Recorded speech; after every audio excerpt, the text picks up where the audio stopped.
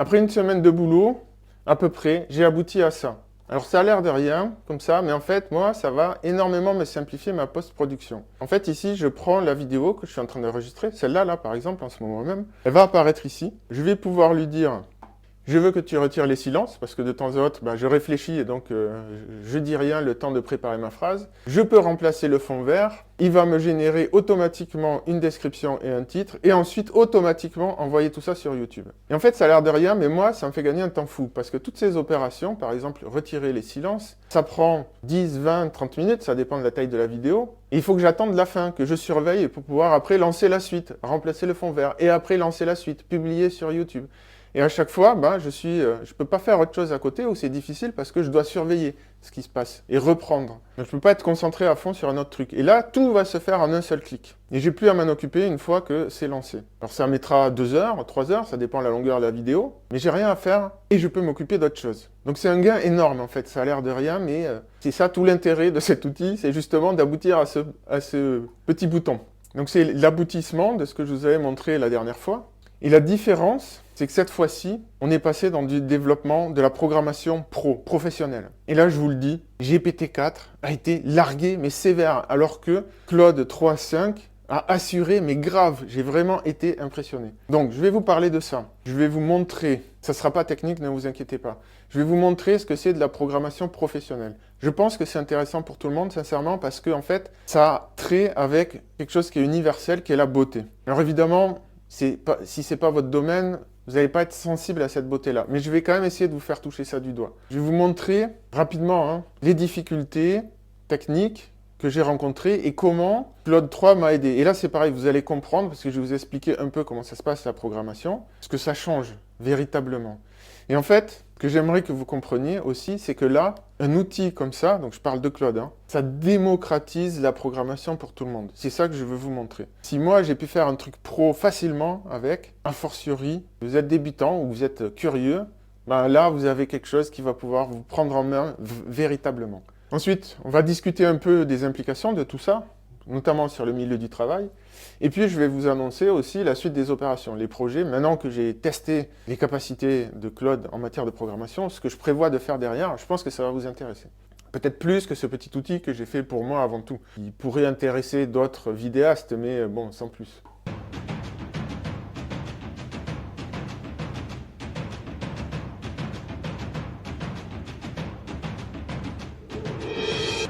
Donc là, vous l'avez compris, sur cette chaîne, on ne se contente pas de faire des petites démos vite fait, mal fait, où on cache un peu la poussière sous le tapis. Là, je suis allé creuser vraiment ce qu'on peut faire en vrai en tant que pro, avec une IA comme Claude 3.5.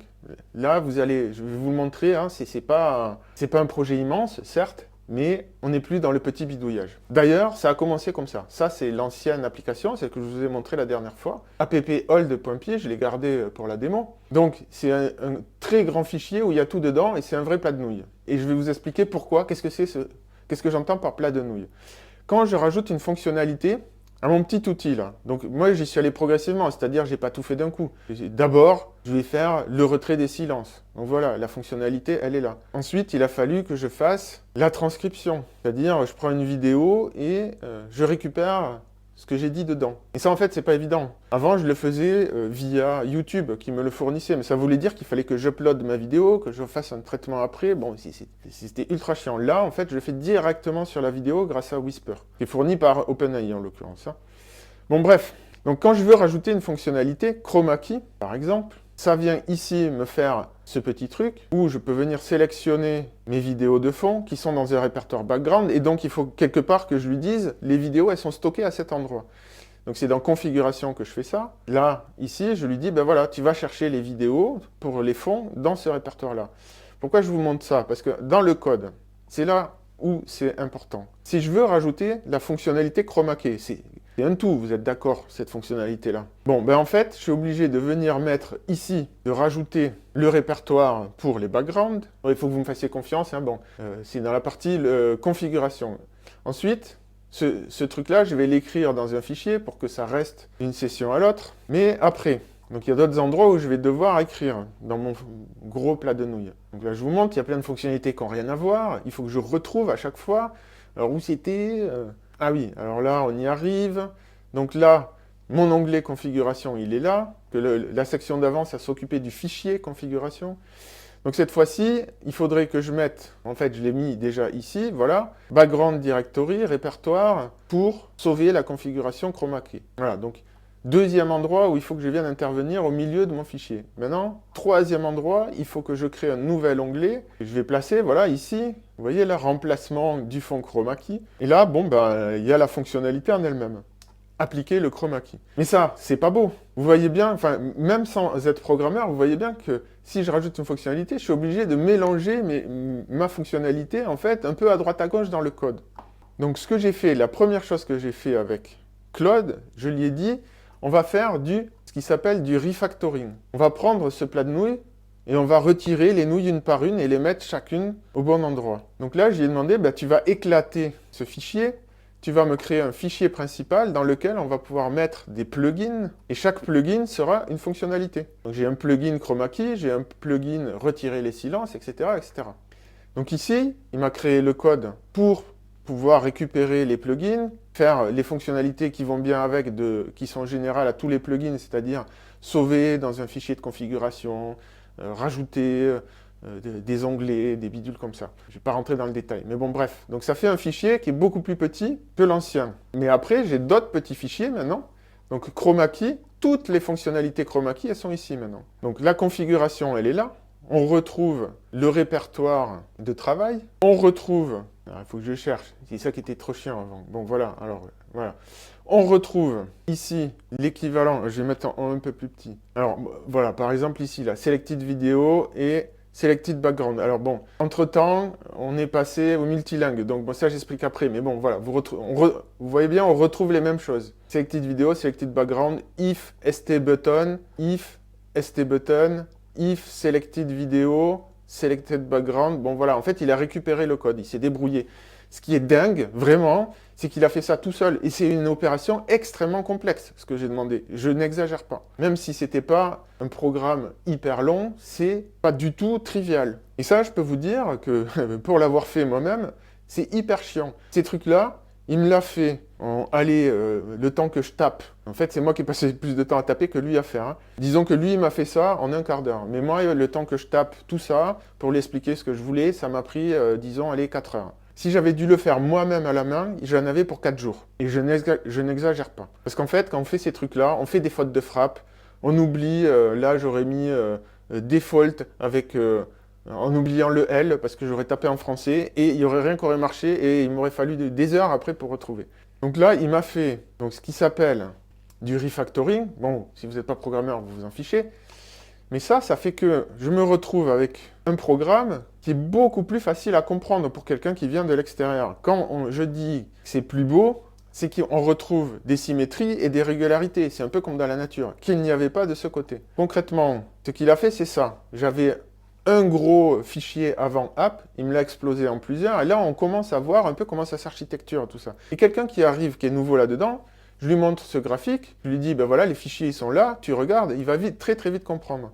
Et là, vous voyez que le Direct Publish, le bouton qui fait tout, on voit bien qu'il se base sur des trucs qui existent déjà. Il se base sur chroma key, il se base sur un LLM pour faire sa description et son titre, il se base sur le transcripteur de la vidéo, sur le plugin qui retire les silences. Et c'était ça, moi, tout l'intérêt de ce petit outil, d'aboutir ici. Donc ça, c'est la première chose, le refactoring, qui m'a permis de développer la suite beaucoup plus facilement et sereinement. La deuxième chose pro que je lui ai demandé, c'était de passer en multilingue. Parce qu'évidemment, vu que j'ai publié mon projet sur GitHub, il est disponible au grand public, je ne vais pas mettre un truc dégueulasse que personne ne peut utiliser, et surtout qui est limité au français.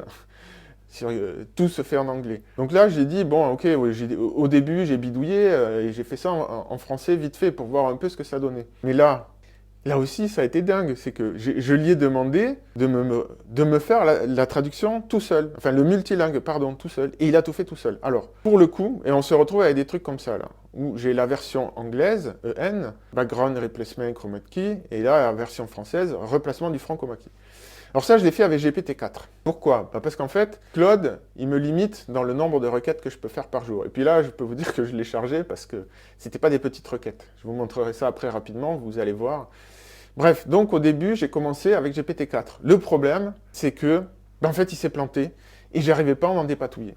Et là, ça a été vraiment un choc pour moi, c'est-à-dire, je me disais, bon, ok, j'ai atteint la limite du truc. Je me suis retrouvé donc avec ce problème de traduction. Je suis venu en parler une fois que GPT-4 avait fait son truc, je lui ai dit, voilà, j'ai une application qui fonctionne bien, sauf que, en fait, ce qui se passait, c'est que quand je changeais de langue, ça changeait bien ici, dans l'onglet configuration. Là, par exemple, si je passe en anglais, là, hop, là, tout ça, là, Work Directory, c'est passé en anglais. Mais par contre, ça changeait pas sur les autres endroits. Si je venais ici, ça bougeait pas, ça restait en anglais. Alors que là, hop, tout est passé en français. Donc je lui ai fait part de mon problème, je lui ai dit ce que je soupçonnais. Pardon, c'était ici, je me suis trompé d'onglet, donc c'était ça, je lui ai fait part de mon problème de multilingue. Dès que je sélectionne les libellés, ils sont mis à jour, mais pas dans les plugins. Et donc, que GPT-4 était infichu de résoudre. Il m'avait proposé plein de solutions, il n'y avait rien qui marchait, j'y comprenais rien. En plus, là, je me suis retrouvé à faire du Python. Bon, Python, c'est pas compliqué, même si j'en ai pas fait beaucoup. Par contre, Streamlit, je connais pas du tout. Donc ça aussi, c'est hyper chiant. Quand on est pro, il faut tout le temps apprendre des nouvelles librairies comme ça qui proposent tout un tas de fonctionnalités toutes prêtes. Mais le problème, c'est que faut les apprendre. Et souvent, ça prend des semaines, voire des mois de se familiariser avec un framework. Là, avec Claude, il l'a fait tout seul. Et là, il m'a donné la solution directe. Il m'a même expliqué pourquoi. C'est dû à la façon dont Streamlit exécute le code et à la portée des variables globales. Donc, en fait, il m'a dit, il faut passer par la session. Voilà. Ici, bref, il a expliqué le truc et ça a fonctionné direct. C'était juste incroyable. Donc après, on a embrayé. J'ai fait toutes mes traductions. Et ça aussi, c'est le genre de truc qui est hyper chiant. Quand on fait du travail professionnel, c'est qu'il faut mettre toutes les traductions. Et là, j'ai rien eu à taper. C'est les IA qui ont fait tout ça. Ça, c'est génial. C'est vraiment génial. Bon, voilà le genre de choses sur lesquelles Claude a été vraiment très bon. Je vous passe les autres bugs. Il y en a eu quelques-uns, par-ci, par-là. Il en a fait très peu de lui-même. C'est arrivé. Je lui mets l'erreur, il la corrige. Il a vraiment tout trouvé. Alors, on va discuter après de ce que ça signifie tout ça concrètement, dans le milieu du travail. Mais, donc là, j'ai vraiment été impressionné. Donc cette fois-ci, certes, c'est pas un gros projet, mais là, ce que j'ai fait, c'est pas du 100% professionnel, parce qu'il y a quelques petits trucs qui manquent, j'en parlerai tout à l'heure, mais grosso modo, on est dans du bon, quoi, du bon niveau. Donc maintenant, on va discuter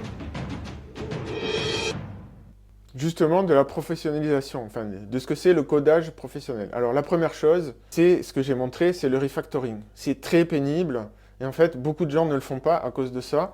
Mais ça fait une grosse différence parce que c'est ce qui permet de travailler à plusieurs sur le même projet. Quand on déboule sur un projet sur lequel on n'a pas travaillé, on comprend rapidement comment rajouter des nouvelles fonctionnalités parce que ça a été prévu. Et en plus, ça fait des programmes qui sont beaucoup plus évolutifs. Parce qu'en fait, les plats de nouilles, au bout d'un moment, tout le monde s'y perd. Et vous rajoutez un truc quelque part, ça casse quelque chose d'autre ailleurs. Donc ça, c'est le deuxième aspect de la programmation professionnelle. Ça s'appelle les tests de non-régression. Ça, j'ai pas fait avec Claude, mais là, c'est aussi une partie très fastidieuse. C'est-à-dire qu'il faut tout écrire à la main en général. Et là, je pourrais lui dire, je suis persuadé, écris-moi les tests de non-régression pour mon application. Peut-être qu'il faudra que je lui dise, donne quelques corrections, qu'il va oublier des trucs, mais grosso modo, il va le faire. Et pour vous montrer un petit peu le genre de choses que j'ai demandé, donc là, vous voyez, il y avait déjà 5 fichiers que j'ai dû lui envoyer, sur lesquels il se base, et regardez un peu tout ce que j'ai dû lui expliquer. Et ça, alors c'est vrai, certes, j'ai été un petit peu détaillé, mais ça, il a réussi du premier coup à faire ce que je lui ai demandé. C'est juste incroyable. Donc, au niveau professionnel, je dirais, à la louche, parce que j'ai pas testé entièrement les limites du truc, il est équivalent à un programmeur qui a bien 10 ans d'expérience, facile. Je vous garantis que là, ce que j'ai demandé, il y a tout un tas de débutants, ils savent pas faire. Les premières, deuxième année où ils commencent à programmer, ce genre de truc, c'est très long. Sans parler du fait que je suis parti sur une librairie que moi-même, je ne connaissais pas. Moi-même, je n'aurais pas su faire, ou ça m'aurait demandé beaucoup de temps de me plonger dans tout ça. Quand je dis beaucoup de temps, c'est des semaines d'apprentissage. Pour des trucs, un bouton, je sais ce que c'est. J'ai pas besoin de savoir que ici, ça s'écrit st.bouton. Bon, bref. Ça fait gagner un temps fou. Et ce qui est génial, c'est que quand il y a des trucs qui ne marchent pas, il arrive à les corriger. Parce que ça aussi, s'il arrive à produire des choses et qu'après il peut les corriger, ça m'obligerait à chaque fois à me plonger dans les choses que j'utilise. Alors que là, je peux me contenter d'être créatif. Donc ça change Au niveau professionnel, dans la mesure où ça abaisse la barrière pour faire les tâches rébarbatives, donc le refactoring, les tests de non-régression, voire les tests de sécurisation, mais aussi le multilingue et plein d'autres choses, ben en fait, si c'est bien utilisé, parce qu'évidemment on peut faire des gros plats de nouilles avec, mais si c'est bien utilisé, les gens vont pouvoir faire du code de bien meilleure qualité, du code qui va être beau. Et beau, encore une fois, ce n'est pas un jugement subjectif de programmeur. C'est beau parce que c'est facile aux autres pour comprendre, parce que c'est maintenable dans le temps, évolutif. Et si on regarde la structure du code, alors là, c'est peut-être pas évident pour vous, mais il y a des symétries. Je vais plutôt vous le montrer comme ça. En fait, voilà, regardez ces deux morceaux de code, vous voyez que ça se ressemble. Hop, ça et ça, vous voyez que ça se ressemble beaucoup. Si je continue, regardez bien, classe def init load config. Celui-là, je sais plus s'il y est, mais bon, bref, get config fields. Hop, voilà, on a un peu la même chose ici. Classe get config fields. Et en fait, ces histoires de répétition et de symétrie, c'est ça qui fait la beauté. C'est un peu comme des pièces de Lego. Et au lieu de faire des Lego dégueulasses avec des pièces que vous avez pris de n'importe quelle couleur, ben là, en fait, toutes les pièces, elles ont la même couleur, elles se ressemblent, et il y a une harmonie d'ensemble qui se dégage. Alors, j'ai conscience que pour les non-programmeurs, c'est un peu abstrait, hein, tout ça, mais c'est un peu comme, sinon, dans un bouquin, en fait. Quand il y a une histoire qui est bien construite, avec des personnages récurrents, qui conservent leur personnalité d'une page à l'autre, ben voilà, vous trouvez que c'est beau. Ben là, c'est pareil. Ou un bâtiment. Imaginez un bâtiment qui est fait un côté en brique, un côté en mur de pierre, un côté en parpaing et l'autre en bois. Vous trouverez ça moche. Ben, c'est exactement pareil. Donc la beauté, c'est hyper important. C'est un universel, y compris dans la programmation. Ça, je voulais essayer de vous le faire un petit peu toucher du doigt, ce truc-là, dans cette vidéo. Donc ça change pour les professionnels, mais ça change aussi pour les amateurs, parce que là, un outil pareil, ça ouvre la programmation à n'importe qui. Parce que même si vous êtes débutant, vous pouvez lui demander tout ce qu'il écrit, là, il m'a produit un code, si j'ai envie de lui demander, ben, qu'est-ce que ça veut dire, ce que tu as fait là, c'est quoi cette ligne-là, il va vous l'expliquer. Ou ça, except là, vous connaissez pas, vous savez pas ce que ça veut dire ce truc-là, ben vous lui dites, il vous explique. Vous avez un tuteur idéal. Donc là, c'est pour de l'informatique. Évidemment, vous savez que moi, je m'intéresse aussi au tutorat pour des questions d'auto-accélération ou de développement personnel. Bon, pour ceux qui ne savent pas, c'est pas la même chose, mais bon, peu importe. C'est pas le sujet ici. Donc, si vous voulez découvrir la programmation ou la faire découvrir à vos enfants, vous avez un outil, sincèrement, je vous le conseille. Alors après, les conséquences sur le marché du travail. Est-ce que ça va piquer le job de tout le monde? Parce que là, évidemment, je peux faire le travail, je ne sais pas, de peut-être 3, 4, 5 programmeurs maintenant, tout seul. Donc on pourrait se dire, bah, il y aura besoin de 5 fois moins de monde. Ouais, mais en fait, non, ça ne va pas se passer comme ça. Déjà, ça permet à beaucoup de monde d'accéder à un niveau de programmation plus élevé. Il suffit d'avoir quelques notions et puis vous pouvez piloter le truc. Et si vraiment, vraiment ça bloque, eh ben, vous allez voir l'expert dans votre boîte. Mais grosso modo, pour que l'expert il dépasse ce que fait Claude, ben déjà il va falloir qu'il s'accroche. Hein. Donc vous êtes bien accompagné. Donc j'ai envie de dire que ça démocratise. Mais bon, je sais pas. Il faudrait vraiment tester là sur des cas plus poussés. En tout cas, il y a un effet démocratisation. Mais est-ce que ça veut dire que les jobs vont disparaître? Eh ben je pense pas. Parce qu'en fait, ces LLM, ces IA sont tellement pratiques, surtout quand elles sont du niveau de compréhension de Claude, qui va au-devant. Ça, c'est quelque chose qui m'a vraiment impressionné, dont je vous ai parlé dans la vidéo précédente. Il va au-devant de mes demandes. Il comprend vraiment ce que je lui demande. J'ai pas besoin de rentrer dans tous les détails, même si parfois je les fais par sécurité. Donc ce qui va se passer, c'est qu'en fait, ça va décupler la demande, au moins dans un premier temps. On va avoir besoin de plus de programmeurs parce qu'on peut faire beaucoup plus de choses pour moins cher maintenant. Et notamment, ce que vont faire beaucoup d'entreprises, c'est de relier leur système d'information interne à des IA. Donc là, il va y avoir beaucoup de travail pour un paquet d'années pour relier des Claude, des GPT-4 ou des IA internes. Moi, c'est plutôt ça qui m'intéresse. Les IA qu'on fait tourner en interne, ça peut être Llama 3 70B ou d'autres, parce que maintenant, il y a plein de modèles qui sont très très puissants. Alors, je ne peux pas les tester en local sur ma machine, parce qu'évidemment, là, il faut des serveurs adaptés pour ça, mais une entreprise, elle peut se payer ce genre de serveur. Donc, il va y avoir beaucoup de boulot pour adapter les IA au système d'information de l'entreprise. Et ce qui est génial, c'est que on va le faire avec les IA, quoi. Elles vont nous aider, justement, à programmer tous ces trucs. Donc on pourrait dire, ouais, mais elles vont finir par le faire toutes seules, ça va aller très vite. Non, non, il y a encore du boulot pour un bon moment. Alors après, sur les outils comme Devin, OpenDevin et Devika, qui sont les versions open source, mais par souci de simplification, je vais dire Devin. L'idée dans ces outils-là, c'est que je lui aurais dit directement, je veux, à partir d'un fichier vidéo, que tu me fasses le retrait des silences, le retrait du background, la transcription et le résumé plus le titre et que tu me publies tout ça sur YouTube. Et là, honnêtement, un Devin qui est branché sur une IA comme GPT-4, il n'y arrivera pas. Par contre, s'il est branché sur Claude 3, 5, ben, là, c'est possible qu'il y arrive. Donc, je ne sais pas trop ce que font ces outils-là. J'ai pas pu tester encore. Ça fera partie des choses que je testerai bientôt, je pense. Mais là, ça ouvre des possibilités. Donc à voir. On en reparlera sûrement. Mais en tout cas, pour l'instant, je ne pense pas que les outils comme Devin ils soient au niveau pour faire des projets, ne serait-ce que comme ça, qui n'est pas hyper conséquent, même si on est déjà au-delà du petit projet test qu'ils font souvent dans les démos, là. Alors après, je ne connais pas Copilot, l'outil qui se branche ici, en fait, directement sur mon projet, où là, j'aurai une petite fenêtre pour discuter à côté. Je n'ai pas testé, donc si certains d'entre vous ont déjà testé, ça m'intéresse que vous nous fassiez un petit retour. Ça intéressera tout le monde, je pense. Et bon, voilà, un outil comme Claude, branché avec Copilot directement ici, dans l'endroit où j'écris le code, je pense que ça peut être pas mal. Hein. Donc en tout cas, pour moi, là, le marché du travail, il est plutôt, contrairement à ce que je pensais au début, hein, en phase d'expansion. Mais après, évidemment, on ne va pas passer des siècles et des siècles à brancher les systèmes existants. Donc une fois que ça sera fait, après, c'est sûr que là, il risque d'y avoir une contraction. Et puis en plus, les IA, c'est possible qu'elles progressent encore beaucoup et qu'elles soient de plus en plus autonomes pour faire les choses ou qu'elles puissent traiter des gros volumes. Mais bon, derrière, il y a un coût aussi là. Hein. Si j'avais dû payer les appels aux API, bon là j'ai tout fait à la main pour m'éviter ça, mais je pense que ça aurait coûté un petit peu. Bon, je connais pas les prix des tokens, mais bon, des tokens, là j'en ai cramé. Hein. Bon voilà, maintenant je vais vous parler très rapidement des prochaines vidéos que je vais consacrer à tout ça. Alors en premier, je vais vous faire une vidéo sur le RAG, parce que pour le coup, la production du résumé de la vidéo, j'ai rencontré des difficultés qui m'ont obligé à aller chercher dans le RAG, et là, c'était très intéressant. Donc il y a des choses, même si vous êtes technicien, évidemment ça va vous intéresser, si vous programmez des IA, ça va vous intéresser, mais si vous n'en programmez pas, ça peut aussi vous intéresser parce que ça vous montrera un peu les limites concrètes de ce qu'on peut faire avec ces outils-là.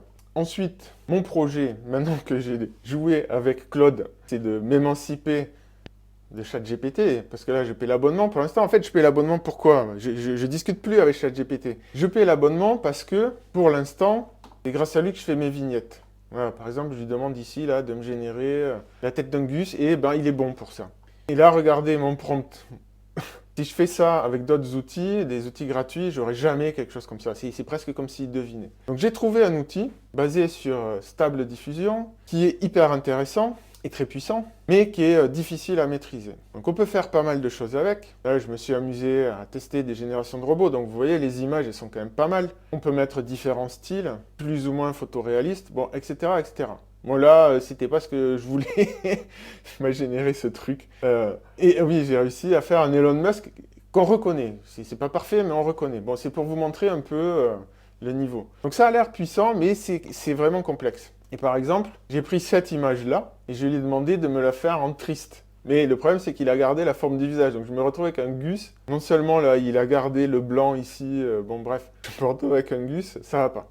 Donc, ce qui est intéressant après, c'est qu'on peut vraiment retravailler les images et là, ça va très très loin, mais c'est assez difficile à maîtriser, il y a des notions. Donc ça, c'est Invoke AI, c'est un front-end pour Stable Diffusion, mais qui est beaucoup plus puissant, enfin je trouve, et beaucoup plus fini que Automatic 1.1.1.1, pour ceux qui connaissent. Bon bref, l'idée, c'est d'essayer d'utiliser cet outil, en fait, à la place de DALL-E d'OpenAI pour pouvoir résilier mon abonnement. Et après, mon vrai projet derrière, là, c'est de commencer à mettre en place, maintenant que j'ai vu ce qu'on peut faire avec Claude, mon projet de veille automatique, puisqu'en plus, là, j'ai progressé sur le RAG au niveau du codage. Hein, je veux dire, bon, le RAG, je l'avais déjà utilisé, mais quand on le code, on voit les possibilités qu'il y a derrière et surtout les limites.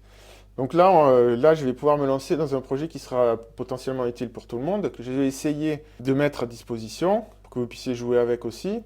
Et en tout cas, c'est là-dessus que je vais partir. Je ne suis pas le seul à travailler sur des projets similaires, donc ça m'encourage aussi parce que je me dis que ça répond à une demande.